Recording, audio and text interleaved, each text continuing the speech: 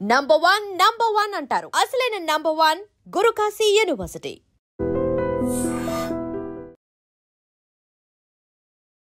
నమస్తే, welcome to I dream social spotlight with కవిత.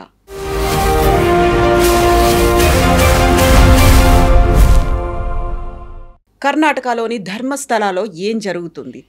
13 ప్రాంతాల్లో తానే వందల కొద్ది శవాలని ఖననం చేశాను, దహనం చేశాను అని ఒక పారిశుద్ధ్య కార్మికుడు చెప్పినటువంటి మాటతో తవ్వకాలైతే సిట్ చేపట్టింది. తవ్వుతుంటే అవశేషాలు రావట్లేదు, కాకపోతే బోల్డ్ అన్ని క్వశ్చన్స్ మాత్రం బయటపడుతున్నాయి. ఈ మిస్టరీల వెనకాల ఉన్నటువంటి మతలబేంటి? యాక్చువల్గా అక్కడ తాంత్రిక పూజలు జరిగేవా? నరబలులు కూడా అయ్యాయా? ఆత్మహత్యలు జరిగాయా? లేకపోతే మాస్ బరియల్కి సంబంధించి ఎందుకని దేశవ్యాప్తంగా చర్చించుకుంటున్నాం? మనతో పాటుగా ఉన్నారు ఆస్ట్రో సైకాలజిస్ట్ ఎస్వి నాగనాథ్ గారు. నాగనాథ్ గారు నమస్కారం అండి. నమస్తే మేడం. ఎలా ఉన్నారు? నేను ఎప్పుడు ఒకటేలా ఉంటాను. హ్యాపీ. ఓకే, సో ధర్మస్థల ఏమవుతోంది? ఏం జరుగుతోంది అక్కడ?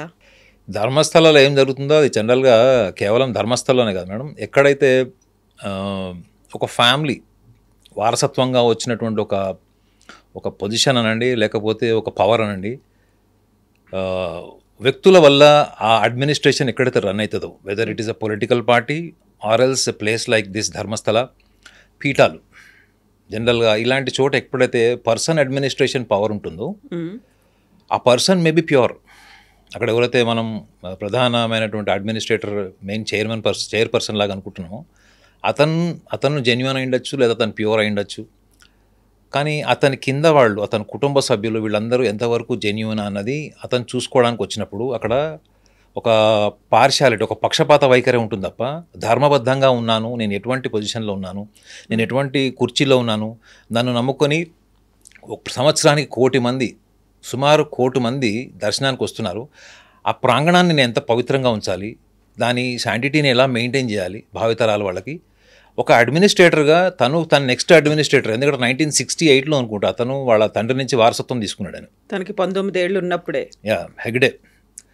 సో అది రేపొద్దున వాళ్ళ డిసెండెంట్స్కి కానీ, వాళ్ళ ఫాలోవర్స్కి కానీ, వాళ్ళ ఫ్యామిలీ మెంబర్స్కి కూడా రేపొద్దున మళ్ళీ ఇదే పొజిషన్లో వాళ్ళు వచ్చినప్పుడు వాళ్ళు ఎటువంటి జాగ్రత్తలు తీసుకోవాలి. కొన్ని కాన్స్పిరసీస్ అనేది చాలా మటుకు కూడా, ఎటువంటి నిరాధారమైనటువంటి కూడా చాలా మటుకు కూడా కాన్స్పిరసీస్ వస్తాయి. అవన్నీ కూడా కాలానుగుణంగా మళ్ళీ క్లియర్ అయిపోయే ఛాన్సెస్ ఉంటాయి. ఏమి జరిగినా జరగకపోయినా చెడ్డ పేరు, నింద అన్నది కొన్ని ప్లేసెస్లో వస్తుంది. అందులో ముఖ్యంగా తెలుసు కదా మీకు, ముఖ్యంగా మనం ధర్మస్థలం గురించి మాట్లాడుతున్నాం కాబట్టి, ధర్మస్థలంలో అక్కడ ఉన్నటువంటి administration failure is one of the main aspects ఇందులో. అది మనము వాళ్ళు అంటే ప్రచారంలోకి వచ్చినటువంటి 100 నుంచి 500 శవాలు ఏదైతే చెప్తున్నారో అది ప్రచారంలోకి వచ్చినటువంటిది ఆధారరహితమైనది ఇప్పటి వరకు అది ప్రూవన్ ఫ్యాక్ట్ కాదు కాబట్టి. But administration failure or else అడ్మినిస్ట్రేషన్లో ఎక్కడొక పార్షియాలిటీ, పక్షపాత వైఖరి, misuse of the power or else entertaining their own enticement towards the pleasure, the objective pleasures కూడా కావచ్చు. అక్కడ ఉన్నటువంటి కీలకమైన వ్యక్తి చేయాల్సిన అవసరమే లేదు మేడం. అతని తమ్ముళ్ళు కావచ్చు, బంధువులు కావచ్చు, చుట్టాలు ఎవరైనా కావచ్చు, ఆ సంస్థకు సంబంధించినటువంటి అడ్మినిస్ట్రేషన్లో ఉన్న ఫ్యామిలీ మెంబర్స్ ఎవరైనా కావచ్చు, ఎంతో అంత అటువంటి పక్షపాత వైఖరి ఉందని కూడా లోకల్ టాక్ ఉంది మేడం నాకు. ఎందుకంటే అక్కడ కర్ణాటకలో నాకు I have a branch office, I'm a regular visitor to the Bengaluru. So చాలామంది ఇటువంటి వాళ్ళు, ఈ బ్యాక్గ్రౌండ్ ఉన్న వాళ్ళు, అంటే ఈ పీఠాలకు సంబంధించిన వాళ్ళు, అక్కడ పనిచేసే వాళ్ళు కూడా అక్కడ మా దగ్గరికి కన్సల్టేషన్కి వస్తారు. సో నేను కూడా వాళ్ళని 1-2 సార్లు అడిగి చూస్తే ఒక కాన్స్పిరసీ ఎప్పటి నుంచో ఉంది, ఇటువంటి వాదన అయితే ఉంది. అక్కడ ప్రధానమైనటువంటి వ్యక్తి, కీలకమైన పదవిలో ఉన్నటువంటి వ్యక్తి అటువంటి లక్షణాలు ఉన్నాయి అన్నది అక్కడ వాళ్ళ వాదన కాదు. కానీ కుటుంబ సభ్యుల్లో ఎవరో ఒకళ్ళు అటువంటి వ్యక్తులు ఉన్నారు. సో వాళ్ళు అటువంటి కార్యాచరణ చేసినప్పుడు వాళ్ళు దాన్ని కప్పిపుచ్చుకోవడానికి ఎవరి మద్దతు తీసుకుంటారు? మళ్ళీ ఆ ప్రధానమైనటువంటి ఆ కుర్చీలో ఉన్నటువంటి మెయిన్ చైర్పర్సన్ ఎవరైతే ఉంటారో వాళ్ళు అవన్నీ కూడా ఏం చేస్తారు మేడం, ఎంతవరకు అది బయటికి రాకుండా ఉండడానికి చూస్తారు. ఎందుకంటే it's not the question of one incident, it is all about the reputation of the administration. So కాబట్టి అటువంటి కాన్స్పిరసీస్ ఉన్నాయి అన్నది local conversation. It is not my opinion. అక్కడ లోకలైట్స్ కొంతమంది ఎవరైతే ఉన్నారో వాళ్ళు కన్నా అక్కడ ఉన్నట్టు ఏళ్ల తరబడిగా ఉన్నవాళ్ళు, వృద్ధులు కూడా వాళ్ళు విన్నవాళ్ళు, అంటే ఇప్పుడు వాళ్ళ వయసు 70 సంవత్సరాలు ఎవరైతే ఇటువంటి విషయాలు చెప్పిన వాళ్ళు. కానీ అక్కడెక్కడ కూడా అక్కడ ఉన్నటువంటి సిబ్బంది, అక్కడ మహిళా సిబ్బంది కావచ్చు, లేదా భక్తులుగా వెళ్ళినటువంటి వాళ్ళు ఎవరు కూడా అఫీషియల్గా అక్కడ క్లెయిమ్ చేసి లేకపోతే బయట ఎక్కడో ఒకటి తెలిసిపోతుంది కదా, ఏదో ఒక రకంగా బయటకు వస్తుంది అది. అలాంటివి అక్కడ అఫీషియల్గా లేవు. ఇది మౌత్ పబ్లిసిటీ వల్ల వచ్చినవి. అంటే పలానా చోటు ఇలా జరిగి ఉండొచ్చు అన్నది మౌత్ పబ్లిసిటీ వల్ల వచ్చింది అదంతా. సో అక్కడ ఏమీ జరగలేదు అన్నది మాత్రం ఫ్యాక్ట్ కింద మనం చెప్పలేం. ఏదైనా జరిగి ఉండొచ్చు, బట్ జరిగిన దాంట్లో ఎంతవరకు వాస్తవం ఉన్నది సాక్ష్యాధారాలతో మనం ప్రూవ్ చేయాలి. కానీ ఇంకొక ఇది వన్ ఆస్పెక్ట్ మేడం. ఇది సెకండ్ ఆస్పెక్ట్ నేను ఈ కేసుని ఆద్యంతం దీన్ని చూస్తున్నప్పుడు ఒక వ్యక్తి అక్కడ శానిటైజేషన్ వర్క్ చేసినటువంటి ఒక వ్యక్తి వచ్చి ఒక కంప్లైంట్ లాంచ్ చేశాడు, ఒక ఇష్యూ రైజ్ చేశాడు. అందులో ఒక్క లాజిక్ని మీడియా ఎందుకు మిస్ అయింది అన్నది మీరు కూడా ఒక జర్నలిస్ట్గా చెప్పాలి. ఇప్పుడు మేడం ఒక వ్యక్తి ఇన్ని సవాలు పూడ్చాడు, అబ్నార్మల్ కండిషన్లో ఉన్నటువంటి మహిళలను చూశాడు, వాళ్ళ మీద బట్టలు లేవు, కొంతమందికి అవయవాలు లేవు, కొంతమందిని కోసేశారు, కొంతమందికి ఆల్మోస్ట్ యాసిడ్ కూడా వాళ్ళ ఫేస్ మీద ఉంది, కొంతమందికి ఆర్గన్స్లో కూడా వాళ్ళు ఇట్లా మడ్ కూడా వాళ్ళు ఫిల్ చేసినవి. ఇటువన్నీ కూడా చెప్పడానికి వర్ణనాతీతమైనటువంటి చాలా భయంకరమైనటువంటి విషయాల్ని నేను చూశాను కళ్ళతోని. అట్లాంటి శవాలని క్రిమేషన్ చేశాను, బరియల్ కూడా చేశానని చెప్పాడు. సో ఒక వ్యక్తి అజ్ఞాతంలోకి వెళ్ళిపోయి కొన్ని సంవత్సరాల తర్వాత వచ్చాడు. ఆ వ్యక్తి ఆ సంస్థలో పనిచేసేటప్పుడు అతని యొక్క మానసిక స్థితి ఏంటి, సంస్థలో నుంచి అంటే వాళ్ళు భయపెట్టడం వల్ల సంస్థలో నుంచి బయటికి వెళ్ళిపోయాడు. ఎందుకంటే ఆ వ్యక్తులే మా ఇంట్లో ఉన్నటువంటి ఒక మహిళ మీద కూడా అత్యాచారం చేయబోయారు, అందుకని మేము తప్పించుకొని పారిపోయాము, ఇంకెక్కడో అక్కడ షెల్టర్ తీసుకొని ఉన్నాము అనే మాట. దీన్ని సైకాలజిస్టులు తీసుకోరు మేడం. మీ ఆడియన్స్ తీసుకుంటారో లేదో విమర్శిస్తారో లేదో తెలియదు. కానీ మీరు చూడండి, ఒక సగటు మనిషి ఎప్పుడు కూడా ఎలా ఆలోచిస్తారంటే, మీరు చంద్రముఖి సినిమా చూశారు కదా, ఒక చంద్రముఖి సినిమాలో రజనీకాంత్కి క్లోజ్ ఫ్రెండ్ ఉంటాడు ప్రభు. నీ భార్యనే ఇందులో మెయిన్ కల్ప్రిట్ అని చెప్పినప్పుడు ఎందుకు తీసుకుంటాడు ఆయన? అవసరమైతే ఫ్రెండ్ని ఇంట్లోంచి ఎల్లగొట్టడానికి నిర్దాక్షిణ్యంగా ఒక సగటు మనిషిలాగా తన వ్యక్తిగత భావోద్వేగాల నుంచి ఆలోచిస్తాడు మేడం. ఒక సగటు మనిషి అనేవాడు అలానే ఆలోచిస్తాడు. తనకున్న నమ్మకము, తనకు ఉన్నటువంటి అభిప్రాయాలు లేదా తనకు ఉన్నటువంటి కొన్ని ప్రెజుడిసెస్ నుంచి విషయాన్ని అనాలిసిస్ చేస్తాడు. అంటే ఆ విషయాన్ని అనాలిసిస్ చేసేటప్పుడు ఆల్రెడీ ఒక ప్రీ ఒపీనియన్ ఉంటుంది. ఇప్పుడు ఆ వ్యక్తి అక్కడ ఎవరైతే అలిగేషన్ రైజ్ చేశాడో అతను ఒక డిఫెన్సివ్ మెకానిజం అంటారు ఆ సైకాలజీలో. అతను నువ్వు ఎందుకు పారిపోయావు ఎన్ని సంవత్సరాలు అంటే వాళ్ళని చంపేస్తా అన్నారు, వాళ్ళ భయానికి నేను వెళ్ళిపోయాను అన్నది. అంటే ఒక ఆన్సర్ అన్నది ముందుగానే ప్రిపేర్ చేసుకొని నువ్వు చెప్పడం లాంటిది మేడం. అది సైకాలజీ వేరు, సైకాలజిస్ట్ పర్సెప్షన్ వేరే ఉంటుంది, ఆర్డినరీ పర్సన్స్ పర్సెప్షన్ వేరే ఉంటుంది. ఆర్డినరీ పర్సన్ దాన్ని ఏం చేసుకుంటాడు, యాక్సెప్ట్ చేస్తాడు, కరెక్టే, ఇంతకైనా మనకు ఫ్యామిలీ ముఖ్యం కదా, మన భార్య పిల్లలు ముఖ్యం కదా, వాళ్ళు ఎవరో చంపుతా అంటే ఏం చేస్తారు మనం? ఎందుకంటే జనరల్గా అలాంటివన్నీ మనం సినిమాలో చూస్తుంటాం. విలన్ వచ్చి బెదిరించడం వల్ల ఊళ్ళు ఖాళీ చేసి వెళ్ళిపోతారు, లేకపోతే ప్రాంతం ఖాళీ చేసి వెళ్ళిపోతారు, టెండర్లు వేయరు, ఇవన్నీ కూడా సినిమాలో చూస్తాం. సో కామన్ మ్యాన్ తొందరగా ఒక కన్క్లూజన్కి వస్తాడు. కానీ ఒక సైకాలజిస్ట్ దాన్ని ఏం చూస్తాడంటే, ఫస్ట్ ఇతను స్టేట్మెంట్ ఇచ్చిన దాంట్లో చాలా సింపుల్గా, అంటే ఒక 10 ప్రశ్నలకి ఆన్సర్ చెప్పాల్సినటువంటి వ్యక్తి ఒకటే సమాధానంలో మొత్తం కట్ చేసి ఎడిటింగ్ వేసేసాడు దాన్ని అన్న తీసుకుంటాడు ఫస్ట్ సైకాలజిస్ట్. నువ్వు పారిపోయావు, అంతకుముందు నువ్వు ఎన్ని సవాలు పూడ్చిపెట్టావంటే అతను ఎంత లెక్క చెప్పాడు మీడియాకి? 106 కదా, 106 చెప్పాడు. మేడం ఒక్కసారి ఇమాజిన్ చేయండి, మన ఇద్దరం ఇక్కడ మాట్లాడుతున్నాం, ఇద్దరు కెమెరామెన్ ఉన్నారు, ఇక్కడ ఒక డెడ్ బాడీ పెట్టాడు madam. Can be able to comfortably do this show? So true. మన ఇద్దరము అంత కంఫర్టబుల్గా మనం చూడగలమా? ఇలా కూర్చొని మాట్లాడలేం. అట్లాంటిది మీకు ఒక యాక్సిడెంట్ అయింది, ఒక లారీ యాక్సిడెంట్, ఒక 2 వీలర్ మీద వెళ్ళేవాడు లారీ యాక్సిడెంట్ అయ్యి అబ్నార్మల్ కండిషన్స్లో ఉన్న వ్యక్తి మన కళ్ళ ముందర ఉంటే మనం ఇంత కంఫర్టబుల్గా మాట్లాడగలమా? చూసి తల తిప్పుకొని పోతూ ఉంటాం కదా, అలాంటి ఇన్సిడెంట్స్ చాలా చూసాం. అట్లాంటిది ఒక మగవాడు ఫస్ట్ ఆఫ్ ఆల్ తన జీవిత భాగస్వామిని తప్ప ఎవరిని నగ్నంగా చూడలేడు మేడం. చూడాలి అన్న చూడాలన్న ఊహ ఉన్నా కానీ అది ఆచరణ, అది it's not a fact, it is not a practically possible. అది ఎందుకు పాసిబుల్ కాదు అంటే, నేను అసలు నా జీవితంలో నాకు వయసు వచ్చిన తర్వాత నేను బయట ప్రపంచంలోకి వెళ్ళినప్పుడు ఒక స్త్రీని నేను నగ్నంగా ఎప్పుడు చూడగలుగుతాను? Unless and until I have a girlfriend and we are so much intimate and only then it is a private relation, it is absolutely private relation, private intimacy, అది విత్ కన్సెంట్. అలాంటిది మీరు ఒక మహిళని నగ్నంగా కాదు అబ్నార్మల్గా చూశారు, రక్తపాతమైనటువంటి శరీరంతో అవయవాలు పగిలిపోయి దారుణమైనటువంటి కండిషన్లో ఉన్నటువంటి మహిళని మీరు నగ్నంగా చూశారు చాలామందిని. ఇది అతను క్లెయిమ్ చేసిన విషయం ఇది. అలాంటప్పుడు అతను నార్మల్ హ్యూమన్ బీయింగ్ లాగా ఉంటాడా చెప్పండి madam? Will he be consistent for the long duration with the same mind set?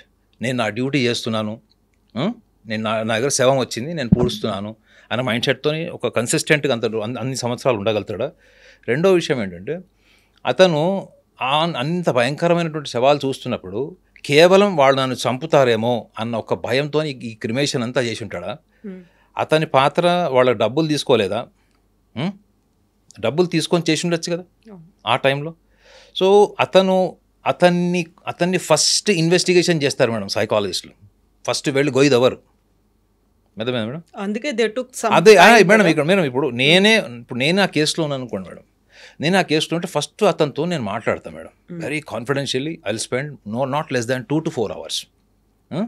ఎక్కడి నుంచి ఇన్వెస్టిగేషన్ స్టార్ట్ అవుతుందంటే, ఇతని బాల్యం ఎట్లా గడిచింది, అదేవిధంగా బాల్యం ఎలా గడిచింది, బాల్యంలో తల్లిదండ్రుల ప్రేమ ఎంత దక్కింది, తల్లి ఎంత హింసాత్మకంగా ఉందా, ప్రేమభావంతో ఉందా, తండ్రి ఎలా ఉన్నాడు, తల్లిదండ్రుల మధ్య ఉన్నటువంటి రిలేషన్ ఎలా ఉండేవి, ఇతను సభ్య సమాజంలోకి వెళ్ళినప్పుడు ఎటువంటి బ్యాడ్ ఎక్స్పీరియన్సెస్ అయినాయి, ఇవన్నీ కూడా అతనికి ఒక వ్యక్తిత్వాన్ని ఎస్టాబ్లిష్ చేస్తాయి మేడం, ఒక పర్సనాలిటీని ఎస్టాబ్లిష్ చేస్తాయి.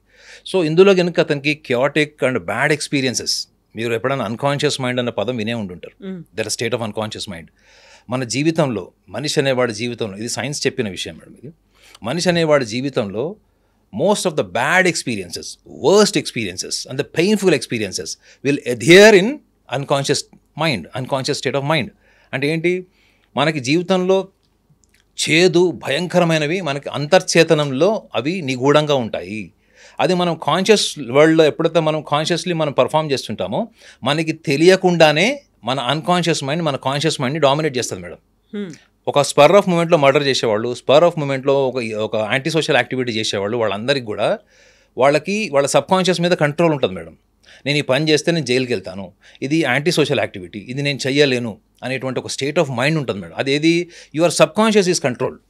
ఇప్పుడు మీరు కెమెరా ముందు ఉన్నారు మేడం, మీకు తల గోక్కోవాలనిపిస్తే కూడా మీరు ఆలోచిస్తారు, ఎందుకంటే you will become conscious because your subconscious controls. But there are some things మీ అన్కాన్షియస్ కంట్రోల్ చేయలేని ఏంటి అంటే, మీరు కనురెప్ప మనం కొడుతుంటాం, మన ఐలిడ్ మనకి డైరెక్షన్స్ తిరుగుతుంటుంది. What is that cannot be control through unconscious mind which definitely do have an impact of your childhood.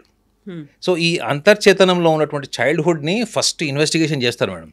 అంటే దీనికి ధర్మస్థలంతో కానీ, ధర్మస్థలం చాలా అది ఒక పెద్ద పుణ్యక్షేత్రం, అది లేదా 800 సంవత్సరాల చరిత్ర ఉంది. దీని బ్యాక్గ్రౌండ్ వల్ల ఈ ఇన్వెస్టిగేషన్ సైకాలజిస్ట్లో ఇతన్ని ఇన్వెస్టిగేషన్ చేయరు madam. They will not see the background of the Dharmasthala, whether it is a Dharmasthala or some church or some any mosque or any ordinary thing. They will see the person who claimed this allegation. Consequences ఎలా ఉన్నాయి. ఇప్పుడు అక్కడ ధర్మస్థల కాబట్టి ఇదంతా వీళ్ళు ఇలా మాట్లాడుతున్నారు అనే వాళ్ళు కూడా ఉంటారు. ఇది ధర్మస్థలకు సంబంధించింది కాదు మేడం. ఒక భారతదేశాన్ని ఒక్కసారి కదిలించేసి నేషనల్ మీడియాలో ఒక పెద్ద న్యూస్ కింద మారిపోయినప్పుడు ఆ వ్యక్తి మీద ఎందుకు ఇన్వెస్టిగేషన్ లేదు?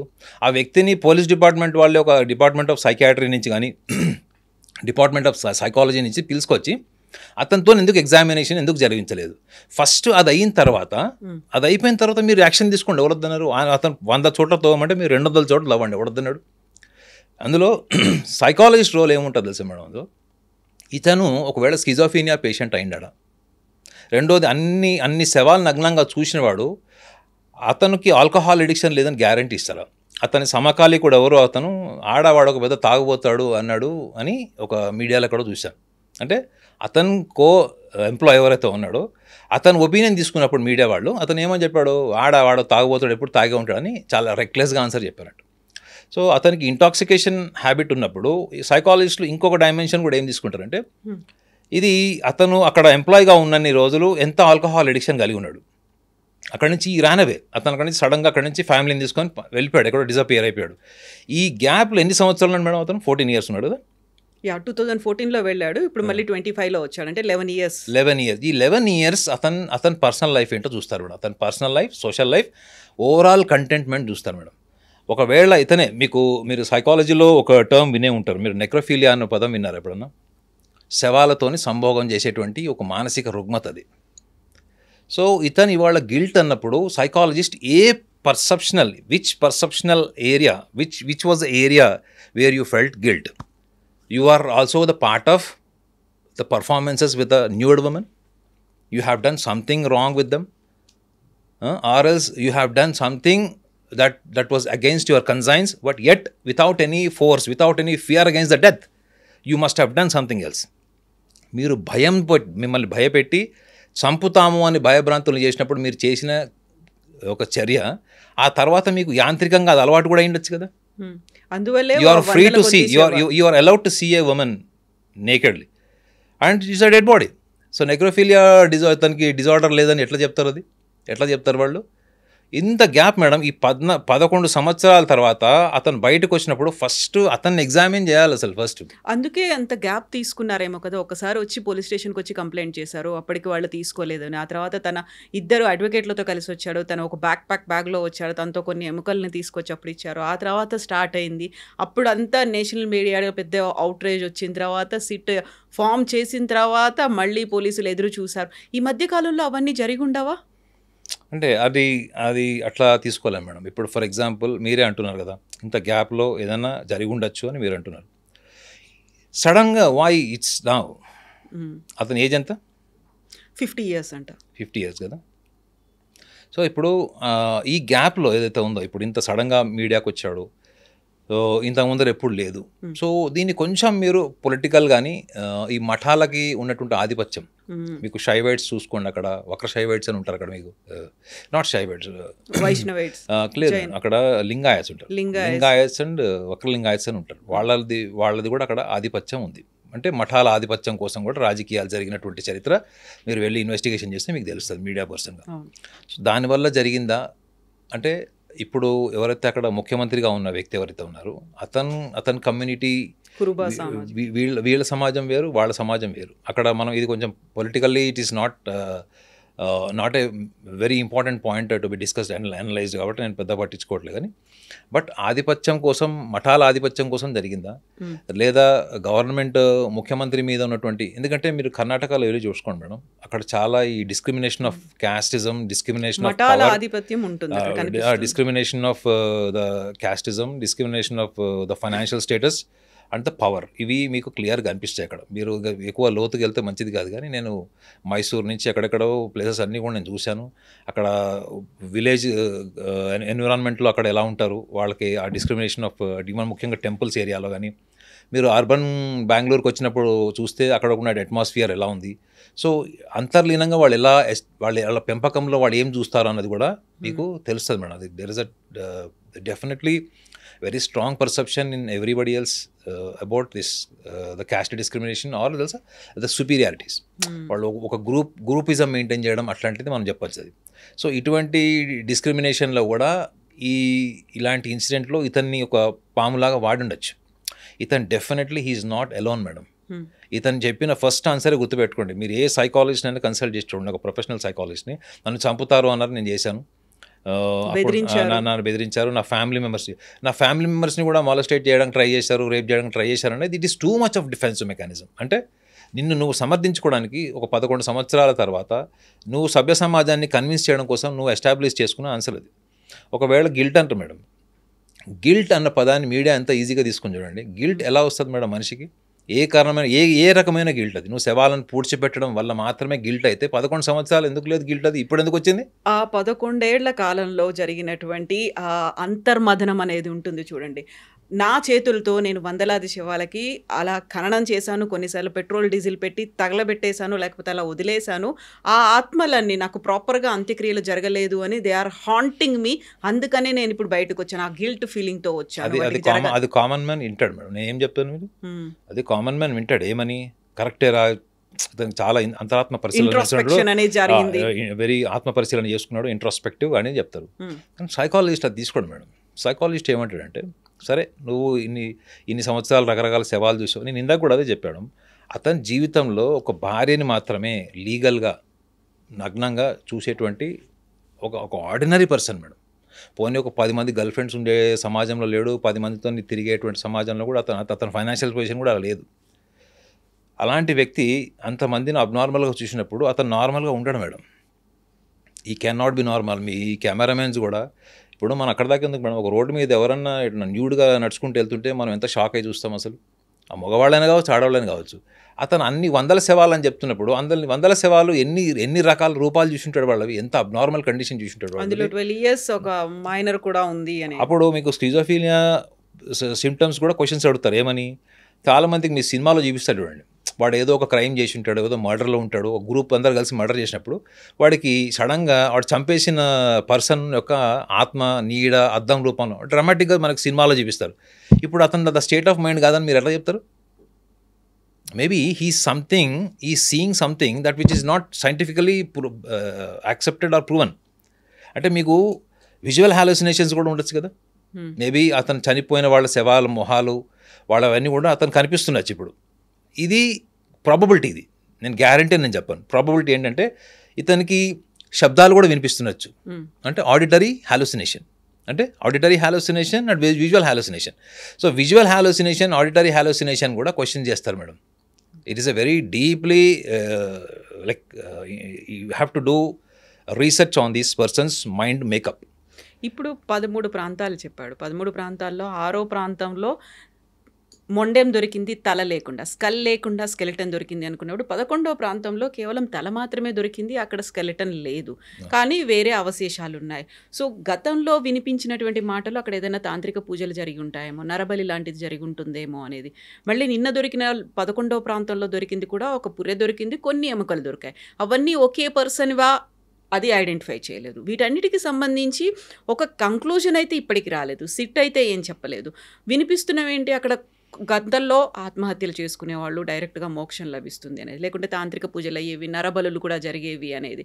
సో వాటిని కోరిలేట్ చేసినట్టుగా దొరికినటువంటి ఈ శాంపిల్స్ ఏమన్నా చెప్తున్నాయా, లేకుంటే మీరు చెప్పినట్టుగా వాళ్ళకి ఆ పర్సన్కి ఎవరైతే మాజీ పారిశుద్ధ్య కార్యక్రమం ఆయన మీద టెస్ట్ చేయాలి, సైకలాజికల్గా ఆయన్ని టెస్ట్ చేయాల్సినటువంటి అవసరం ఉంది అనుకుంటే బోల్డ్ అని డిఫరెంట్ పాయింట్స్ కనిపిస్తున్నాయి కదా. వీటన్నిటిని ఇంటర్లింక్ చేసి ఆ డాట్స్ అన్నిటిని కనెక్ట్ చేయడానికి ఎంత టైం పడుతుంది? కాదు మేడం, ఇప్పుడు మీరు ఒకటి ఇందులో ఆలోచించాల్సింది ఏంటంటే, మీరు క్షుద్ర పూజలు ఇట్లా తాంత్రిక పూజలు అని అన్నారు. సో మీకు తెలుసో లేదో, చాలా మటుకు కూడా నదీ ప్రాంతాల్లోనే ఎక్కువ క్షుద్ర పూజలు చేస్తారు. తెలుసా మీకు? చాలా మటుకు మీకు క్షుద్ర పూజలు, తాంత్రిక పూజలు అన్నీ కూడా సముద్ర తీరాన, నదీ తీరాన చేస్తారు. Point number 1. పాయింట్ నెంబర్ 2 ఏంటంటే, చాలామందికి అక్కడ ఏరియాలో వచ్చి ఆత్మహత్య చేసుకుంటే మోక్షం వస్తుంది అనుకునే వాళ్ళు మూర్ఖులు కూడా ఉన్నారు. సో ఇంకొకటి ఏంటంటే మేడం, మన దగ్గర కర్ణాటక బార్డర్, మీరు మహారాష్ట్ర బార్డర్లో చూడండి, ఈ తాంత్రిక విద్యలు, పూజలు, ఇటువంటి వ్యక్తులు, ప్రాక్టీషనర్స్ ఆ డీప్ ఫారెస్ట్లో మీకు కనిపిస్తుంది. నేను ప్లేస్ చెప్పదలుచుకోలేదు, కానీ it is a very famous holy place. మేము వెళ్ళినప్పుడు, మేము నైట్ రిటర్న్ వస్తున్నప్పుడు అక్కడ న్యూడ్గా ఒక గ్రూప్ ఆఫ్ ఉమెన్ వెళ్తున్నారు మేడం. న్యూడ్గా రోడ్డు మీద నడుచుకుంటూ వెళ్తున్నారు వాళ్ళు. నాతో పాటు ఎవరైతే కార్ డ్రైవింగ్ చేస్తున్నాడో అతను MBBS డాక్టర్. అతను నా పక్కన కూర్చున్న అతను కూడా MBBS డాక్టర్. వాళ్ళు అది చూసినప్పుడు పక్కన కూర్చున్న అతనికి ఏం కాలేదు, మొత్తం స్వెట్ వచ్చేసింది డ్రైవింగ్ చేసి అతనికి. ఎందుకంటే మేడం, ఒక నార్మల్గా మనం రోడ్డు మీద వెళ్ళేటప్పుడు న్యూడ్గా ఒక గ్రూప్ ఆఫ్ పీపుల్ అంతా జుట్టు ఇరగోసుకొని పసుపు దేంతో వాళ్ళందరూ నడుచుకుంటూ వెళ్తున్నారు. చేతిలో ఒక చిన్న కాగడ లాంటిది ఏదో ఒక ఫైర్ ఉంది, అది తీసుకొని వెళ్తున్నారు వాళ్ళు. అంటే ఆ ప్రాంతంకి నిజంగా మీరు అట్లాంటిది ఊహించలేరు, అంత హోలీ ప్లేస్ అది. నేను పేరు చెప్పడం నాకు ఇష్టం లేదు, కానీ అలాంటి చోట వాళ్ళు ఎటు వెళ్తున్నారు? They are travelling towards the forest. మనం అర్ధరాత్రి పూట మనం చెట్లలోకి వాటికి వెళ్తాం, అటు సైడ్ వెళ్తున్నారు. వాళ్ళకి రెగ్యులర్ ప్లేస్ అయి ఉండొచ్చు, maybe they have a recognised place, they are very environmentally they are secured. అక్కడ యానిమల్స్ రిస్క్ లేనట్టుంది. సో ఇటువంటి వాళ్ళల్లో ఇప్పుడు వాళ్ళు అక్కడికి వెళ్ళి ఏం చేశారో మనకి ఏం తెలుసు మేడం? అక్కడ ఎవరిని బలిచ్చారో, ఎవరిని ఏం చేశారో కూడా మనకు తెలియదు.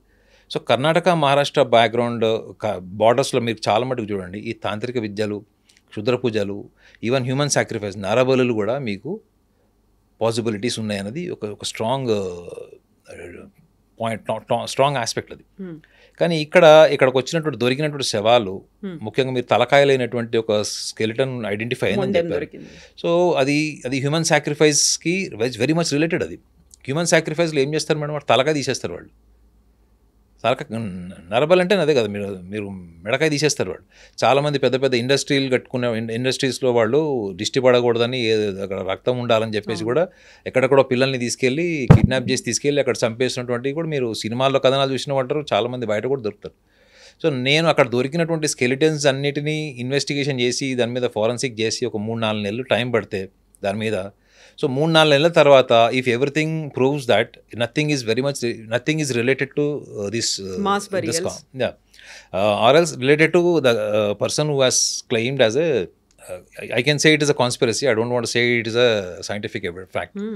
సో అది గనక అతను ఎలిగేషన్ రేజ్ చేసింది అక్కడ ప్రూవ్ కాలేదనుకోండి మేడం, అప్పుడు ఎవరు ఇన్ని రోజులు ఈ what you call it is hype ఏదైతే నడిచిందో కంటెంట్ మీద, సో ఇదంతా మచ్చ దేని మీద పోయినప్పుడు అది టెంపుల్ మీదకే. టెంపుల్ అడ్మినిస్ట్రేషన్ నేను సపోర్ట్ చేయను మేడం, టెంపుల్ అడ్మినిస్ట్రేషన్ నేను సపోర్ట్ చేయను 100%. ఏ పొలిటికల్ అడ్మినిస్ట్రేషన్, ఫ్యామిలీ అడ్మినిస్ట్రేషన్ కూడా నేను సపోర్ట్ చేయను. మన రాష్ట్రంలో కూడా మీకు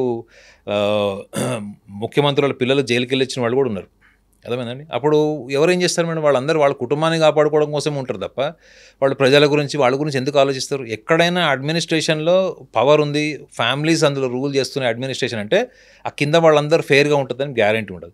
ఆ కింద వాళ్ళు ఎవరు చేసినా పైన కూర్చున్న వాళ్ళు వాళ్ళని సమర్థించి వాళ్ళని ఆ కేసులోంచి బయటకు తీయడం కోసం బ్రైబ్ చేయడమో, పొలిటికల్ పవర్ యూజ్ చేయడమో, లేకపోతే పోలీస్ యంత్రాంగాన్ని కూడా వాళ్ళు మేనేజ్ చేసేటువంటి స్థాయి ఇన్ఫ్లుయెన్స్ చేసినప్పుడు ఇటువంటి శవాల యొక్క ఆనవాళ్ళు ఇవి ఎక్కడి నుంచి వచ్చినాయి, ఈ డెడ్ బాడీస్ అన్నీ వచ్చినాయి, ఇవి అన్ని ఇక్కడ పూడ్చారు అక్కడ పూడ్చారు అంటే ఒక శవాన్ని తీసుకొచ్చి పూడ్చడం అంత ఈజీయా మేడం చెప్పండి? రెండోది ఇతను ఎవరైతే క్లెయిమ్ చేశాడో ఒక్కొక్క శవం వెయిట్ ఎంత ఉంటుంది మేడం? కొన్ని బాలికలు 12 సంవత్సరాలు అని చెప్పారు, 60 kgs 40-60 kgs వెయిట్ ఉన్న ఒక వ్యక్తిని సింగిల్ పర్సన్ తీసుకెళ్ళి అది పూడ్చడం అన్నది అది ఇంపాసిబుల్. అది రెండోది ఒకటో రెండో అంటే చెల్ల పట్టచ్చు, అది డీజేటీలలో 5 నిమిషాల్లో పూడ్చాడు శవం, చూశారు కదా, అట్లాంటిది కాదు కదా అది. ఇది మీకు ఇంకొక మనిషి సపోర్ట్ కావాలి మేడం. ఇంకొక మనిషి సపోర్ట్ కావాలన్నప్పుడు వాళ్ళ టీం మెంబర్స్ని ఎందుకు మీడియా ఇంటర్వ్యూ చేయట్లేదు, మీడియా ఎందుకు వాళ్ళని లైమ్ లైట్లోకి తీసుకురావట్లేదు? ఇతను వచ్చి ఇద్దరు అడ్వకేట్లతో వచ్చి అక్కడ కంప్లైంట్ లాంచ్ చేసినప్పుడు ఆ మిగతా వాళ్ళు కూడా ప్లేయర్ ఎందుకు అతను మెన్షన్ చేయలేదు? ఇక్కడ ఇంకొక పాయింట్ కూడా ఉంది. మేబీ అక్కడ ఉంది నేత్రావతి నది ఒడ్డు, వెస్ట్రన్ ఘాట్స్లో ఉంది. నది అనగానే అక్కడ పారుతూ ఉంటుంది, లేకుంటే సాయిల్ ఎరోజన్ అయిపోయి ఉండొచ్చు, కొన్ని ఏళ్ళు గడిచిపోయింది, 20 ఏళ్ళు గడిచింది కాబట్టి అక్కడికి చిన్న మొక్కలు కూడా మహావృక్షాలు అయిపోయి ఉండొచ్చు. తను చెప్పినటువంటి ప్లేసెస్ ఏవైతే ఉన్నాయో వాళ్ళు వేర్లతో కూడా కంప్లీట్గా కవర్ అయిపోయి ఉండొచ్చు, లేకపోతే అది కొట్టుకుపోయి ఉండొచ్చు. తను చెప్పినటువంటి ప్లేసుల్లో దొరకకపోవడానికి ఇవి కూడా రీజన్స్ అయి ఉండొచ్చు కదా. కానీ సైకాలజీ అట్లా తీసుకుంటుంది తెలుసా మేడం, ట్రామాటిక్ మెమరీస్. ఒక అమ్మాయిని ఎవడన్నా రేప్ అటెంప్ట్ చేస్తున్నప్పుడు అమ్మాయి పారిపోయింది, మాలస్ట్రేషన్ చేస్తున్నప్పుడు పారిపోయింది, లేదా ఒక యాక్సిడెంట్, మీరు సడన్గా యాక్సిడెంట్ అయింది, యు ఆర్ సేవ్డ్ లక్కీలీ, మీ కార్ మొత్తం నుజ్జు అయిపోయింది, బట్ మీరు బతుకున్నారు.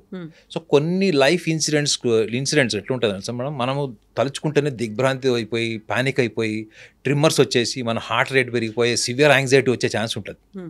సో ఇతను చూసినవన్నీ కూడా పోస్ట్ ట్రామాటిక్ స్ట్రెస్ డిజార్డర్కి వస్తాయి madam, actually which is called as a post traumatic stress డిజార్డర్కి వస్తాయి, అంటే PTSD. సో ఎందుకంటే ఇతను మర్చిపోలేక ఒక షాక్కి గురై ఇప్పుడు గిల్ట్ స్టేజ్కి వెళ్ళిపోయాడు. అంటే గిల్ట్ అంటే ఈజ్ ఆల్మోస్ట్ గిల్ట్ స్టేజ్కి వాళ్ళు వచ్చామంటే నువ్వు గడిచినటువంటి 11 ఏళ్ళలో డిప్రెషన్లోకి వెళ్ళదని గ్యారంటీ ఏంది? అతను అంతగా చదువుకున్న బ్యాక్గ్రౌండ్ నుంచి వచ్చినటువంటి ప్రొఫెషనల్ అయితే అతను లేడు. సో వాళ్ళ సొసైటీలో వాళ్ళ ఎన్విరాన్మెంట్లో ఇతను ఎవరికైనా ఇతను మూడ్ స్వింగ్స్ ఉన్నాయా, లేకపోతే ఇది స్కిజోఫీనియా ఉందా, లేకపోతే ఇంకేమైనా అబ్నార్మల్ సైకలాజికల్ ఇష్యూస్ ఉన్నాయా అన్నది వాళ్ళ సమాజంలో అసలు చర్చనే ఉండదు. అతను అటువంటి సమాజం నుంచి వచ్చాడు. అతనికి అక్యురేట్ మెమరీ ఉంటుందని గ్యారెంటీ ఎట్లా ఇస్తారు మీరు? ఇప్పుడు మీ ఐ డ్రీమ్ లొకేషన్ ఉంది మేడం, మీరు ఒక 10 ఏళ్ల తర్వాత వస్తే ఈ లొకేషన్, ఈ బిల్డింగ్ ఇక్కడే ఉంటుంది, కానీ what all you have done in case if it is open forest, అవునా? If it is open forest, it is not a urban place, right? Open forest కావచ్చు, నదీ ప్రాంతం అంటున్నారు, నదీ ప్రాంతం దగ్గరకు వచ్చిన తర్వాత మీరు అప్పుడు ఉన్నప్పుడు ఓపెన్ ప్లేస్ అంతా కూడా ఇప్పుడు అక్కడ మహావృక్షాలు అయిపోయినాయి. సో అలాంటప్పుడు నువ్వు ఎగ్జాక్ట్ మెమరీతో వచ్చేటువంటి మానసిక స్థితిలో నువ్వు లేవు. First of all you have to understand madam, the journalist you should understand what is his state of mind to raise such a massive allegation in front of the media. So he was seeking attention from media. That is also a possibility. ఈ మధ్య కాలంలో social media ద్వారా వచ్చినటువంటి awareness, social మీడియాలో వచ్చినటువంటి identity వల్ల ఎక్కడో ఉన్న వాళ్ళందరూ కూడా లైమ్ లైట్లోకి వచ్చి హీరోలు అయిపోయిన వాళ్ళు, టాప్ సెలబ్రిటీస్ అయిపోయిన వాళ్ళు కూడా ఉన్నారు. సో ఈ యాంగిల్ కూడా చూస్తుంది మేడం. ఇతనికి ఏమన్నా చిన్నప్పటి నుంచి కూడా కోరుకుంది ఏమైనా జీవితంలో జరగలేదా, లేకపోతే మేబీ అతనికి చైల్డ్హుడ్ నుంచి కూడా ఒక ఐడెంటిటీ ప్యాషన్ ఉంది. ఎందుకు మీరు అఘోరీది మీ ఛానల్లోనే చేశారు కదా, అఘోరీది మీ ఛానల్లో చేశారు. 4 పిల్లల్లో వీడొక్కడే ఇట్లా ఉన్నాడు, వీడు చిన్నప్పటి నుంచి వీడి కోరికలు అట్లా ఉండే అని మీడియాలో వాళ్ళ ఫాదర్, మదర్, వాళ్ళ బ్రదర్స్ది, వాళ్ళ కలీగ్స్ది వీడియో చూసే నేను కన్క్లూడ్ చేశాను మేడం అది. Because he was severely suffering with some major attention disorder.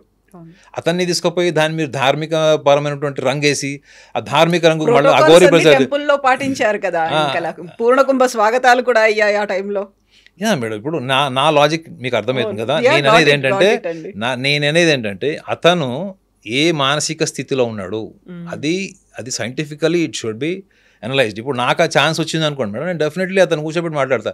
I will spend 1 week time with him. But నేను తీసుకునేది ఏంటంటే అతనికి బాల్యంలో అతని జీవితం ఎట్లా గడిచింది. First thing, that is a very very foremost thing. అది బాల్యం ఎలా గడిచింది, బాల్యం గడిచిన ఆ క్రమంలో అతను అవన్నీ చేస్తున్నప్పుడు ఆ విషయాలను ఎవరితో షేర్ చేశాడు, ఆయన భార్యతో షేర్ చేశాడా, లేకపోతే కూతురుతో షేర్ చేశాడా, ఇంట్లో ఎవరితో షేర్ చేశాడు, అది ఎవరికి తెలియదు. అది రెండోది, మీరు అది కనుక ఎవరితో షేర్ చేయకుండా మనసులో పెట్టుకుంటే అది that is another way of emotional unstable personality disorder. ఏదో ఒక రోజు సర్ప్రైజ్డ్ ఎమోషన్స్ అన్నీ కూడా మీరు చూడండి మేడం. కొంతమంది చాలా పెద్ద పెద్ద ఇష్యూల్ని కూడా నార్మల్గా తీసుకొని హ్యాండిల్ చేస్తారు వైవాహిక జీవితంలో భార్యాభర్తలు. కొంతమంది చిన్న చిన్న విషయాన్ని కూడా విపరీతంగా పానిక్ అయిపోయి వాయిలెంట్ అయిపోయి కొట్టుకోవడం, కోర్టు వరకు వెళ్ళిపోవడం జరుగుతుంది. ఇష్యూ చాలా చిన్న ఉంటుంది. వైజాగ్లో ఒక గ్లాసు పాలు అత్తగారికిను కోడలు గొడవ అయితే ఒక గ్లాస్ ఆఫ్ మిల్క్ వల్ల డైవర్స్ అయింది. నిన్న కూడా ఒక న్యూస్ వచ్చింది, డబ్బా మూత చాలా టైట్గా ఫిక్స్ చేశాడు భర్త అని చెప్పి భార్య డైవోర్స్ తీసుకుంటుంది. మీరు అక్కడ దాకా ఎందుకు మేడం. ఇప్పుడు సుష్మితా సేన్ది ఒక కాన్స్పిరసీ ఉంది. సుష్మితా సేన్ది ఆమె యాక్ట్ చేసిన మూవీలో హీరో మిథున్ చక్రవర్తి. మిథున్ చక్రవర్తి ఆ సినిమాలో ఇట్లానే ఒక ధార్మిక పరమైనటువంటి సంస్థకి ఒక ప్రధానమైనటువంటి పదవిలో ఉంటాడు. ప్లస్ ఇంకోటి చాలా పవర్ఫుల్ రిలీజియస్ ప్రాక్టీషనర్ ఆయన. ఆ సినిమాలో అతని క్యారెక్టర్. సో అతను డే అంతా ప్రవచనాలు అట్లాంటివన్నీ చెప్పి సాయంత్రం అవ్వగానే ఈ వేశ్యవాటికలో ఉన్న మహిళలతో కలవడం అట్లా ఉంటాడు అనమాట. అది సినిమా క్యారెక్టర్, అది మనకు సంబంధం లేదు. అది అందులో సుష్మితా సేన్తో కొన్ని అన్యూజువల్ పర్ఫార్మెన్సెస్ ఉంటాయి సినిమా షూట్స్లో. సో సుష్మితా సేన్ ఒకసారి సినిమా రిలీజ్ అయింది, సినిమా కూడా బాగా రన్ అయినట్టుంది, తెలీదు. ఆమె ఒక స్టేట్మెంట్ ఇచ్చింది ఏంటంటే, అది ఆ టైంలో Mithun Chakraborty's approach towards me biologically was discomfort and which is more involved from his end. that she was not comfortable. She didn't felt comfortable, and even that was not stopped by the director. She was not feeling okay. She was not comfortable. She simply said, I was not comfortable, and even when director said okay, still it was continued. అంటే ఇవన్నీ కూడా ఏంటి, ఆమె ఆ టైంలో అట్లాంటి స్టేట్మెంట్లు ఇచ్చేసింది, నేను కంఫర్టబుల్ లేనను ఇంకోటి ఏదైనా ఇచ్చేసింది. బట్ డైరెక్టర్ ఓకే అని చెప్పిన తర్వాత కూడా షార్ట్ ప్రొలాంగ్ అయిందని ఏదో చెప్పింది. అది ఒక 5-6 ఏళ్ల తర్వాత, అవునా నేను అప్పుడు అలా చెప్పానా, నాకు అప్పుడు అలా అనిపించింది కాబట్టి చెప్పాను, but now I'm not feeling like that అని చెప్పిందంట. ఈ 5 సంవత్సరాల్లో మిథున్ చక్రవర్తి ఫిలిం ఇండస్ట్రీలో ఆయన మానసిక పరిస్థితి ఎట్లుంటుంది మేడం? మిస్ వరల్డ్ నాకు తెలిసి సుష్మితా సేన్ గారు, ఆమె 5 సంవత్సరాల్లోనే ఇన్ని మూడ్ స్వింగ్స్ అయ్యి అప్పుడు ఇచ్చిన స్టేట్మెంట్కి ఇప్పుడు ఇచ్చిన స్టేట్మెంట్కి మార్పు వచ్చిందంటే, ఒక ఆర్డినరీ పర్సన్ జీవితంలో భార్యని తప్ప ఎవరిని నగ్నంగా చూడలేడు. అలాంటి వ్యక్తి నగ్నంగా 150 శవాలు లేదా 100 శవాలని చూశాడు. అతని నార్మల్ స్టేట్ ఆఫ్ మైండ్ అని ఎట్లా మీడియా అసలు అతన్ని ఎందుకు వదిలేసింది అన్నది ఈజ్ మై లాజిక్ మేడం. ఇంకొకటి, ఆయన్ని విజిల్ బ్లోయర్గా ఇప్పుడు చూస్తున్నారు. ఒక ఇన్సిడెంట్ ఏదో జరిగింది, దాన్ని బయటికి వచ్చాడు, చెప్పాడు, ఆయనకు ప్రొటెక్షన్ ఇవ్వాల్సినటువంటి అవసరం ఉంది. ఇవన్నిటితో పాటుగా సీరియస్గా ఫోకస్ పెట్టాల్సినటువంటి ఒక కన్సర్న్, ఇన్ని దశాబ్దాలుగా అక్కడ ఆ ధర్మస్థలితో పాటుగా ఉజీరే అనేటువంటి ఈ 2 విలేజ్ల్లోనే ఎందుకని ఇన్ని మిస్సింగ్లు అయ్యాయి, అన్ఐడెంటిఫైడ్ డెత్ అనేది ఎందుకు జరిగింది అనేది చాలా వరకు పేరెంట్స్ పోరాటాలు చేస్తూ ఉన్నారు. మా కూతురికి న్యాయం జరగాలి అనేది 2003 నుంచి అనన్య భట్ తల్లి ఇప్పటికి కూడా ప్లకార్డ్స్ అవి పెట్టుకుని ఆ విలేజ్ అంతా కనిపిస్తోంది. అలాంటివి అయితే ఇన్సిడెంట్స్ ఉన్నాయి కదా, వాటి మీద ఫోకస్ పెట్టాలి కదా. ఓకే, ఇప్పుడు మనం ఈ పర్సన్ని, ఈయనకి భీమా అని పేరు పెట్టుకున్నారు. సో ఎలా అయితే నిర్భయాకి పేరు పెట్టారో ఒక నిర్భయ అని, ఈ పర్సన్కి భీమా అని పెట్టారు. భీమాకి సైకలాజికల్గా కొంచెం ఏదైనా ఎఫెక్ట్స్ ఉండొచ్చు, లేకపోతే ఆయన డిప్రెషన్లో ఉన్నారా ఇంకోటో అనుకోవచ్చు.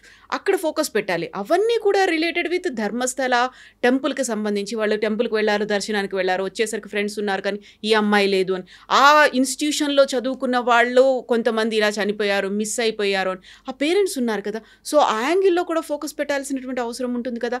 అప్పుడు మళ్ళీ ధర్మస్థల అని ఎందుకు వస్తోంది మేడం? ఇప్పుడు ఇది మనం బంజారాయిల్స్లో ఉన్నాం మేడం. బంజారాయిల్స్లో నుంచి ఒక 30 మంది సడన్గా అమ్మాయిలు మిస్సింగ్ ఉన్నారు ఫర్ ఎగ్జాంపుల్. సో ఒక 10 ఏళ్ల తర్వాతనో ఒక 5 ఏళ్ల తర్వాతనో ఏదో ఒక డెడ్ బాడీ దొరికింది. సో అదొక పెద్ద న్యూస్ అయింది అనుకోండి. అది అమ్మాయి దొరికింది, ఇట్లానే సేమ్ ఇట్లాంటి కాన్స్పిరసీలో నుంచి అది బయటకు వచ్చింది, వెలుగులోకి వచ్చిన అంశం అనుకుందాం. ఈ 30 మంది మిస్ అయిన వాళ్ళలో ఎంతమంది పోలీస్ స్టేషన్ అప్రోచ్ అవ్వాలి, ఎంతమంది మీడియాని అప్రోచ్ అవ్వాలి? మీరన్న లొకేషన్స్ ఏవైతే చెప్పారో అక్కడ సుమారు 100 మంది మిస్ అయ్యారు అనుకుందాం మేడం. మారుమూల ప్రాంతాల నుంచి కావచ్చు, ఎక్కడన్నా కావచ్చు. ఎన్ని కేసెస్ వాళ్ళు, మా అమ్మాయి కూడా తప్పిపోయిందండి ఆ టైంలో, మా అమ్మాయి కూడా ఆ రోజు నుంచి ఈ రోజు అంటే సుమారు 15 ఏళ్ల నుంచి 20 ఏళ్ళు, ఒకవేళ మనం డ్యూరేషన్ క్యాలిక్యులేట్ చేసుకుంటే ఈ 15-20 ఏళ్లలో మా అమ్మాయి కనపడట్లేదంటే ఆ తల్లిదండ్రులకి అంతకంటే గొప్ప ఇన్ఫర్మేషన్ ఇంకోటి ఉండదు మేడం, ఆనెస్ట్లీ. ఎందుకంటే అట్లీస్ట్ మన అమ్మాయి ఏమైందనే తెలుస్తుంది. ఒకవేళ మనకు అస్థిపంజరం దొరికితే మనం క్రిమేషన్ చేసుకొని ఎట్లా మనం మన దగ్గర క్రిమేషన్ చేయకపోతే ఆత్మశాంతి ఉండదు అన్నటువంటి ఒక నమ్మకం ఉంటాం కాబట్టి.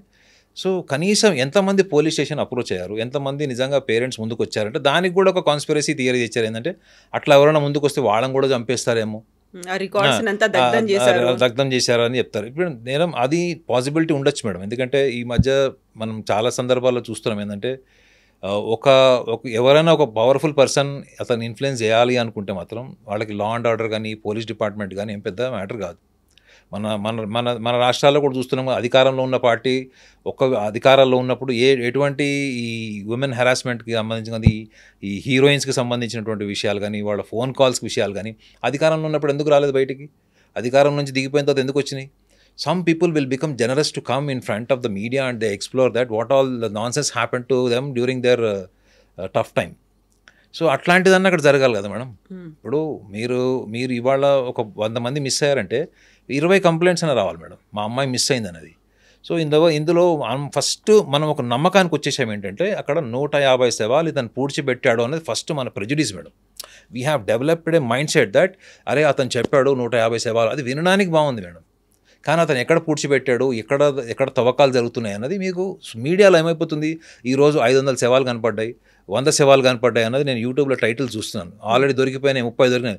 తీరా చూస్తే అది ధర్మస్థల స్టార్టింగ్ కేసులో ఏవైతే అనాలిసిస్ ఉన్నాయో అవే ఉన్నాయి కేసులో.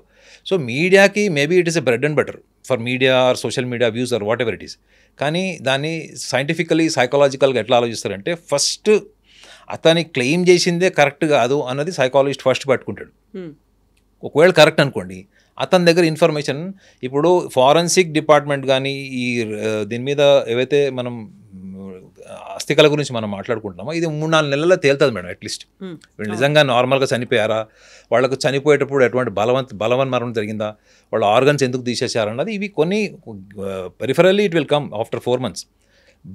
బట్ సైకాలజీ ఏం చెప్తుంది దీని అన్నిట్లో అంటే ఫస్ట్ ఫండమెంటల్లీ ఎవరైతే క్లెయిమ్ చేశారో అతని మానసిక స్థితి ఏంది చూస్తే అదేదో 2-3 సంవత్సరాల కింద జరిగినట్టు లేదు, లేదా అతను చెప్పిన కూడా 5-6 సంవత్సరాల కింద విషయాలకు కూడా లేదు. అది ఎప్పటివి 1995 to 2014 ఆల్మోస్ట్ 98 నుంచి అని చెప్పారు అది. సో అలాంటప్పుడు దాని మీద అసలు ఫస్ట్ ఇతను ఎందుకు వచ్చాడు మార్కెట్లోకి అన్నది ఇన్వెస్టిగేషన్ చేస్తారు సైకాలజిస్ట్గా, నేను అది చేస్తాం ఫస్ట్. రెండోది ఇప్పుడు మీరు అన్నారు అక్కడ అస్థికలు దొరికినవి ఇవాళ నిజంగా అవి ఎంతవరకు ఆధారాలకి నిలబడతాయి, ఆ డీటెయిల్స్ అన్నీ కూడా ఇతను చెప్పిన వాటికి వాటికి ఉన్న కండిషన్కి ఎంతవరకు నిలబడుతుంది అన్నది కూడా దట్ ఈస్ అనదర్ ఆస్పెక్ట్. కానీ మీడియా ముందుగానే ఒక కన్క్లూజన్కి ఏమొచ్చేసిందంటే అతను చెప్పిన దాన్ని ఫస్ట్ నిజమని నమ్మేసి దాని మీద జరిగింది. ఎందుకంటే మీడియా జనరల్గా కొంచెం సెన్సేషనలైజేషన్ ఇష్టపడుతుంది కాబట్టి. కానీ ఇది సెన్సేషనలైజేషన్ కేసు కింద సైకాలజిస్ట్ అస్సలు తీసుకోండి మేడం. అర్థమైందా? ఒక రకంగా చెప్పాలంటే అనకూడదు కానీ చాలా కూల్గా ఫస్ట్ వీడు ఏం చేశాడు, వీడు బ్యాక్గ్రౌండ్ ఏంటి, వీడు ఎందుకు చెప్పాడు, ఇవన్నీ అనాలిసిస్ చేస్తారు మేడం. ఇవన్నీ అనాలిసిస్ చేసిన తర్వాత అప్పుడు అది లీగల్ ప్రొసీజర్ ఒకటి ఉంటుంది మేడం, అది సైకాలజిస్ట్ రోల్ ఉండదు. లీగల్ ప్రొసీజరింగ్ ఏముంటుంది, అది వీడు చెప్పిన చోటు పలానా చోటకి వెళ్దాం, వాడు ఒక ఎఫ్ఐఆర్ దర్జ్ చేస్తాడు, తర్వాత మళ్ళీ దానికి కోర్టు నుంచి ఆర్డర్ అన్నో లేకపోతే పోలీస్ స్టేషన్ నుంచి పర్మిషన్ ఏవో తీసుకొని మొత్తానికి వెళ్ళి అది ఫిజికల్ ఆపరేషన్ జరుగుతుంది. కానీ ఇతని మెంటల్ కండిషన్ ఏంటి, ఇతను ఎందుకు చెప్పాడు ఏంటి, వీళ్ళందరినీ చుట్టూ తిప్పుకోవడం కోసం చెప్పాడా, నిజంగా అతను ఒక 2-3 శవాలు పూడ్చుండొచ్చు, అతను కూడా షాక్కి గురై ఉండొచ్చు. ఆ 2-3 శవాలని నేను ఒక 100 శవాలని చెప్తే తప్ప వాళ్ళ మీడియా రాదు అక్కడికి, 100 శవాలని చెప్తే కదా న్యూస్ కాదు. కాబట్టి నేను 100 శవాలని చెప్పడంలో అర్థం ఉంది అనే ఆ ఇంటెలిజెన్స్ నాకుందా, ఇవన్నీ కూడా మానసికంగా వాళ్ళు ఎస్టాబ్లిష్ చేసుకుంటుంటే మైండ్ సెట్ మేడం, అది మైండ్ మేకప్ అంటారు. ఇది కూడా ఇన్వెస్టిగేషన్ చేస్తుంది. సో ఇవి ఇన్వెస్టిగేషన్ చేశారనుకోండి మేడం, మీకు ఏమైపోతుంది, మీరు వేర్లు వేర్లు పట్టుకున్నట్టు ఉంటుంది, ఆకులు కొమ్మలు పళ్ళు దాని జోలికి సూపర్ఫిషియల్ ఎనాలిసిస్ ఉండదు మేడం. రూట్స్కి వెళ్ళిపోతే ఏంటంటే ఇతనే సరిగ్గా మెంటల్ కండిషన్ బాగోలేదన్నప్పుడు ఇతను 100 శవాలని అప్పుడు ఏం ఫిక్స్ అవుతామంటే మనము ఓకే మేబీ ఇతను ఒక 5-10 శవాలు అట్లా చేసి ఉండొచ్చు. సో లెటస్ ఇన్వెస్టిగేషన్ అనుకుంటారు. ఈ హైప్ మొత్తం పోతుంది మేడం. ఈ న్యూస్లో ఉన్న హైప్ అంతా ఎగిరిపోయి ఓన్లీ ఆ లాజికల్ ఫ్యాక్ట్స్లో నియరింగ్ ఫ్యాక్ట్స్ దగ్గరికి వెళ్తుంది. అది కూడా మళ్ళీ ఫారెన్సిక్ డిపార్ట్మెంట్ 3-4 నెలలు టైం తీసుకొని నిర్ధారించి ఎస్ ఇతను చెప్పిన దాంట్లో కొన్ని కరెక్ట్ ఉన్నాయి, కొన్ని కరెక్ట్గా లేవు, పర్సంటేజ్ ఎంత ఉంది, ఇవన్నీ కాదు అసలు ఇతను చెప్పిన దానికి అక్కడ మ్యాచ్ కాలేదనుకోండి, ఇంకా అప్పుడు జనాలు అనుకుంటారు. అక్కడ దాకా ఎందుకు madam, Sridevi film actor Sridevi ఆమె చనిపోయినప్పుడు 100/100 సోషల్ మీడియా ఎలక్ట్రానిక్ మీడియా అంతా మర్డర్ కిందనే ఇన్వెస్టిగేషన్ చేసినప్పుడు నేను ఒక ఛానల్లో డిబేట్కి వెళ్ళినప్పుడు నన్ను అడిగితే నేను యాంకర్ని అడిగాను అనమాట, అది అసలు మర్డర్ని ఎట్లా ధృవీకరించారు, అది మర్డర్ అయితే ఫస్ట్ బోనీ కపూర్ లోపల ఉంటాడు కదా, జైలు ఉంటాడు కదా, లేదా బోనీ కపూర్కి ఎంతో అంత ఇన్ఫర్మేషన్ ఉంటుంది, ఏదో సమ్ కాన్స్పిరసీ జరుగుతుంది కదా అంటే, లేదు సార్ అది మర్డర్ అని చేస్తేనే జనాలు చూస్తారు లేకపోతే చూడరని చెప్పాడు, యాంకర్ చెప్పాడు. సో లాస్ట్కి ఏం తెలియదు, అది న్యాచురల్ డెత్ కిందకి రాలేదు, అది something was happened which is not natural but it was deliberate. ఆమె ఆల్మోస్ట్ సూసైడ్ కిందకి వచ్చింది. అది శ్రీదేవి గారు సూసైడ్ చేసుకున్నారని చెప్తే ఎవరు చూడరు, ఆమె ఎందుకంటే ఒక లెజెండరీ లాగా ఊహించుకునేవాళ్ళు, ఆమె అంత వీక్గా ఉంటుంది, సూసైడ్ చేసుకుంటుంది అనే మైండ్ సెట్ని తీసుకోరు అన్నది కూడా వ్యూవర్స్ పర్సెప్షన్ అని మీడియా కన్ఫర్మ్ చేసుకున్నప్పుడు, మీడియా ఎటువంటి కోణంలో స్పెక్టేటర్స్ వ్యూవర్స్ చూస్తారన్నది కూడా దృష్టిలో పెట్టుకొని చేయడం అన్నది సైకాలజీ అసలు తీసుకోదు మేడం. సైకాలజీ ఏమంటుందంటే అసలు అతని మోటివ్ ఏంటి, అతని టార్గెట్ ఏంటి, అతను రేపు పొద్దున ప్రూవ్ చేయలేకపోతే అతని పరిస్థితి ఏంటి, ఫ్యామిలీని ఎక్కడ పెట్టాడో ఇప్పుడు కూడా ఎవరికి తెలియదు, ఫ్యామిలీని ఎక్కడో దాచిపెట్టాడు, ముసుగేసుకొని వచ్చాడు. ముసుగేసుకోవడం కూడా సైకాలజీలో ఒక పాయింట్ చెప్తారు మేడం, అది తీసుకుంటారో లేదు తెలియదు కానీ, మీరు అపరిచితుడు సినిమా చూసారా? అపరిచితుడు సినిమాలో అపరిచితుడు ఒక డ్రెస్ ఉంటుంది, డ్రెస్ కోడ్ ఉంటుంది. ఆ డ్రెస్ కోడ్లో మీరు రాము పోతాడు, రేమో పోయి అపరిచితుడు థర్డ్ క్యారెక్టర్ ఉంటుంది. సో ఇది ఇతను ముసుగేసుకొని ఇప్పుడు అతను అంత గిల్ట్ ఫీల్ అయినోడికి జనరల్గా ఆ లెవెల్ డెడ్ బాడీ చూసినోడికి గిల్ట్ ఎప్పుడైతే ఫామ్ అవుతుందో మేడం, వాడికి చావు భయం ఉండదు మేడం, మీరు గుర్తుపెట్టుకోండి, చావు భయం ఉండదు వాడికి. రెండోది ఇతన్ని అక్కడ ఎవరు గుర్తుపట్టరు మేడం, గతంలో అతను పనిచేశాడు కదా అక్కడ, ఇతన్ని గుర్తుపట్టే వాళ్ళు ఎంతమంది ఉంటారు? కాకపోతే ఇంతమంది మీడియా ఉంది కాబట్టి అక్కడ డిస్క్లోజ్ చేయొద్దు మేడం. ఇప్పుడు అతన్ని చంపారు మేడం. ఇప్పుడు నేను ఒకటి కూడా చెప్తున్నా కదా, మన ఇండియన్ మెంటాలిటీస్ మీడియా అవన్నీ చూస్తే కూడా అతన్ని ఇప్పుడు ఎవరు చంపరు. ఎందుకు తెలుసా అండి, ఇప్పుడు అతన్ని ఎవరైనా చంపితే అది ఆ ఎలిగేషన్ 90% సాక్ష్యాలు లేకపోయినా ఎలిగేషన్ ప్రూవ్ అయిపోతుంది, అది ఏదో జరిగింది పక్కా జరిగిందని చెప్పారు. సో అతను ముసుగేసుకొని రావడం కూడా, అతను ముసుగేసుకోకుండా, మీరు ఒక జర్నలిస్ట్గా చెప్పండి మేడం, ముసుగేసుకోకుండా వచ్చాడు లేదా ముసుగేసుకుని వచ్చాడు, which is I catching for media? No, అక్కడ ముసుగేసుకొని వచ్చింది కూడా పోలీసులు ఆయన్ని సేఫ్గా సెక్యూర్డ్గా ఉంచడానికి ప్రొటెక్షన్తో తీసుకొచ్చారు అనేదే కదా. ఆయన ఎవరు అనేది బయటకు పేరు పెట్టారు. భీమా 100 సార్లు చెప్పుకున్నాడు, నాకు ప్రాణహాని ఉంది, నా కుటుంబాన్ని కూడా వదలరు అని చెప్పాడు. ఫస్ట్ అతన్ని క్లెయిమ్ చేసుకుంటాడు మేడం. ఏమని? పోలీసు వాళ్ళకి అతను ఏం చెప్తాడు, సార్ నా మొహం నేను చూపించాను కానీ నేను వాస్తవాలు చెప్తాను, బయట పెడతానని చెప్పాడు. అప్పుడు పోలీసు వాళ్ళు కూడా ఎందుకు రిస్క్ తీసుకుంటారు మేడం? వీడు కర్మగాలు ఎవరైనా చంపేశారనుకోండి, పోలీసు వాళ్ళు దానికి ప్రొటెక్షన్ లేదని పోలీస్ డిపార్ట్మెంట్ నిందపడుతుంది. సో కాబట్టి నాకు తెలిసి it was his decision. So that was also, అది ఆ మాస్క్ వేసుకొని రావడం అనేది మొత్తం నేషనల్ మీడియాని కూడా కదిలించింది అది. సో నేనైతే అలా ఆలోచిస్తాను మేడం, ఎందుకంటే ఏమి లేనప్పుడు ఇగో చుల్లుడి అంటే బైన్సుడి అని ఒక తెలంగాణలో ఒక సామెత ఉంటుంది, ఇదిగో తోకంటే అదిగో పులని. సో ఇది ఏమి జరగలేదు అన్నది నేను అనట్లేదు madam, there is something mess, there is some mess, but it is not visible, it is not scientifically as such, it is not proven. So అలాంటప్పుడు మనము అక్కడ జరిగి ఉంటుంది, ఇట్లా జరిగి ఉంటుంది అన్నప్పుడు ఫస్ట్ మీరు assassination of the administration of the Dharmasthala first thing. And ఇంకొకటి, మన దేశంలో ఈ మతం మార్పిడి మాఫియా ఒకటి భయంకరంగా ఉంది. మీరు తమిళనాడు వెళ్ళి చూడండి, తమిళనాడులో టాప్ మోస్ట్ కమ్యూనిటీస్ కింద చెప్పుకునే వాళ్ళు కూడా కన్వర్షన్ మాఫియా ట్రాప్లో ఉన్నారు వాళ్ళు. సో కర్ణాటకలకు వాళ్ళు ఎంట్రీ కాలేదని మీరు ఎలా చెప్తారు? ఇతను వెనక ఒక కన్వర్షన్ మాఫియా లేదని ఎలా చెప్తారు మీరు? ఇతనికి డబ్బులు ఇచ్చి చేశారని నేను అనను, అతను అసాసినేట్ చేయను, but there must be something. అతని మెంటల్ కండిషన్ని ఎవరైనా ట్రాప్ చేసి అతన్ని గైడ్ చేసి సొలేస్, అతనికి ఒక లవ్ అండ్ ఎఫెక్షన్ క్రియేట్ చేసి అతని సబ్కాన్షియస్లో ఉన్నవన్నీ బయటికి తీసి నువ్వు ఇది మీడియా ముందర చెప్తే మేము మీకు బ్యాక్ ఎండ్ ఉంటాం, సపోర్ట్ చేస్తాం. ఇప్పుడు ఒక సైకాలజిస్ట్గా నేను మాట్లాడాను అనుకోండి మేడం, అవతల వాళ్ళు ఎవరికి చెప్పనటువంటి సీక్రెట్స్ వాళ్ళు చెప్తారు. మీకు ఓల్డ్ సిటీలో ఒక రేప్ కేసు అలానే జరిగింది. ఒక అమ్మాయిని రేప్ చేస్తే ఆ అమ్మాయి 4 days వరకు భోజనం తినకుండా, ఆ నీళ్లు తాగకుండా డిప్రెషన్లో ఉంటే తల్లిదండ్రులు ఎంత అడిగినా చెప్పని ఆమెను సైకాలజిస్ట్ దగ్గర తీసుకెళ్తే సైకాలజిస్ట్ 2 hours ఏ వ్యక్తి రేప్ చేశాడో చెప్తే ఆ వ్యక్తిని అరెస్ట్ చేశారు. ఆ వ్యక్తి ఇమీడియట్గా అతని మీద యాక్షన్ తీసుకున్నారు. ఆ సైకాలజిస్ట్ చేసే పని కన్వర్షన్ చేసేవాళ్ళు చేస్తారు మేడం. మీ మైండ్ని ఎమోషనల్గా డ్రైవ్ చేస్తారు, మీ మీద ఒక ఇంపార్టెన్స్ క్రియేట్ చేస్తారు, మీ సెల్ఫ్ లవ్ డెవలప్ చేస్తారు. అప్పుడు మీరు అవతల వాళ్ళకి పూర్తిగా సరెండర్ అవుతారు మేడం. ఇది సైకాలజీలో కొన్ని సందర్భాల్లో నిజాలు చెప్పించడానికి మేము చెప్తాం. అట్లా వాళ్ళని కంట్రోల్ చేయడానికి చేస్తాం, వాళ్ళ డిప్రెషన్ నుంచి బయటికి తీయడానికి చేస్తాం. అది ఇతన్ని అలాంటి బ్యాక్గ్రౌండ్ ఉన్న వాళ్ళు ఈ రిలీజియన్ కన్వర్షన్ మాఫియా వాళ్ళు వెనక నుంచి ఇతన్ని ఇట్లా స్పోర్ట్ ఫీలింగ్ వేసి చేయలేదని గ్యారంటీ ఉంది. I'm not claiming, but there are possibilities. ఇవి మతం మార్పిడి మాఫియా కూడా ఉండొచ్చు అని నా ఉద్దేశం. అది సో అలాంటి వాళ్ళు ఉన్నప్పుడు అక్కడ గవర్నమెంట్ ఏం చేస్తుంది, అక్కడ గవర్నమెంట్ సపోర్ట్ ఉందా అలాంటి వాళ్ళకి అంటే మన దేశంలో మతం మార్పిడి అన్నది అది ఒక ఎవ్రీడే జాబ్ అయిపోయింది. అది దాని మీద యూట్యూబ్ ఛానల్స్ కూడా ఉన్నాయి, వెరీ ఇన్ఫ్లుయెన్షియల్ ఛానల్స్ ఉన్నాయి. సో అటువంటి వాటిలో కూడా ఇతను లోన్లీనెస్ వల్లనో, ఇది 11 సంవత్సరాలు సభ్య సమాజానికి దూరం ఉన్నామనో, ఇతను ఎటువంటి ధార్మికపరమైనటువంటి ఇవి తీసుకున్నాడు, సపోర్ట్ తీసుకున్నాడు, ఎమోషనల్ సపోర్ట్ తీసుకున్నాడు, ఇవన్నీ కూడా సైకాలజీ డిపార్ట్మెంట్ అంతా అనాలిసిస్ చేస్తుంది మేడం. చేసి ఒక రిపోర్ట్ ఇస్తుంది. ఏంటంటే ఇతనికి ఏమైనా స్కిజోఫీనియా ఉందా, ఇతను గిల్ట్ ఫీల్ అవ్వడానికి ఇతను ఆ శవాల మీద ఏమన్నా ఎక్స్పెరిమెంట్ చేశాడా, ఇతను ఏమన్నా తన కంట్రోల్ తప్పాడని నేను అనట్లేదు మేడం. పాసిబిలిటీస్ నేను మాట్లాడుతున్నాను. అతను చెప్పిందే నిజం అని చెప్పి మీడియా ఇన్ని కథనాలు చేసినప్పుడు అతని మీద కూడా కథనాలు చేయాలి కదా. ఒక్క కథనం లేదు అతని మీద, ఒక అనాలిసిస్ లేదు. పోలీస్ డిపార్ట్మెంట్ కూడా తీసుకెళ్ళి చేయమన్నాడు. ఎవరొద్దన్నారు? మా అవసరం మా లాంటి వాళ్ళని పిలవండి, మేము కూడా అనాలిసిస్ చేస్తాం, జెన్యున్ అనాలిసిస్ చేస్తాం. సో అలాంటప్పుడు ఇవన్నీ కూడా పాసిబిలిటీస్ మేడం. సో కాబట్టి అతన్ని కోణాన్ని మీడియా కూడా దృష్టిలో పెట్టుకునే టైము ఇంకొక 3-4 నెలలు వస్తుంది చూడండి మీరు. ఇంకో 3-4 మంత్స్లో ఇప్పటి వరకు మీడియా ధర్మస్థలము, శవాలు, మహిళల్ని పూడ్చారు, ఇవన్నీ నెక్స్ట్ ఇతని కోణాన్ని కూడా మీడియా, ఇతని కోణం ఎప్పుడైతే వస్తుందో మేడం మ్యాటర్ క్లోజ్ అయిపోతుంది. అంటే ఎందుకంటే అది స్పైసీ కాదు కదా మీడియాకి. ఇతనికే కోసం అబ్నార్మాలిటీ ఉందని కనుక మీడియా నిర్ధారించిందంటే ఇది అఘోరికి చేసినట్టు, చాప్టర్ క్లోజ్. ఎస్ నాగనాథ్ గారు, థ్యాంక్ యూ సో మచ్ అండి. చూడాలి 360 degrees యాంగిల్లో ఎలాంటి ఇన్వెస్టిగేషన్ జరుగుతుంది అనేది. థ్యాంక్ యూ సో మచ్ అండి. Thank you. నిజంగా ప్రస్తుతం ఉన్నటువంటి సమాజం దేనికి ప్రయారిటీ ఇస్తుంది? ఆర్థిక సంబంధాల చుట్టూ మాత్రమే తిరుగుతుంది. మళ్ళీ ఎన్నికలంగానే చాలా విరక్తి కలుగుతాం. మంచి అనిపిస్తుంది కదా, లేడీస్ కూడా ఛాలెంజింగ్ జాబ్స్ చేసినప్పుడు చాలా బాగుంటది. ట్రాఫిక్ అసిస్టెంట్స్ గా నియమించిన ట్రాన్స్జెండర్స్ అందరితో సాల్యూట్ చేయించుకుంటున్నారు. ఫుడ్ డెలివరీ ఇవ్వటానికి వెళ్ళినటువంటి డెలివరీ బాయ్ అనిల్ పై కళ్ళ ముందు